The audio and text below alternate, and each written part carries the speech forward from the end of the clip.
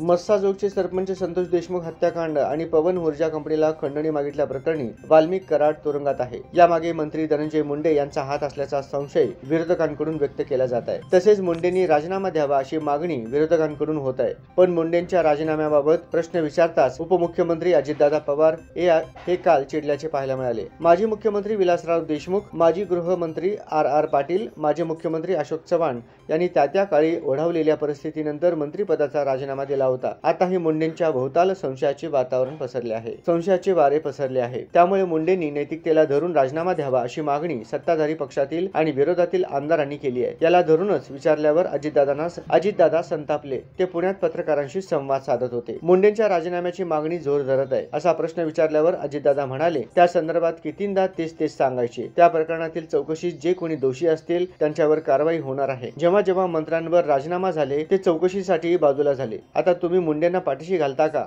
असे विचारल्यावर अजितदादांनी भडकत म्हटले, अरे बाळा, चौकशीला सामोरे कधी जातात? तुझी चौकशी केव्हा होईल? तुझे नाव नसेल तर उगाच चौकशी करतात का? यानंतर पत्रकार अजितदादांना वीज बिल माफी संदर्भात प्रश्न विचारत होते. पण चिडलेले अजितदादा न थांबता निघून गेले.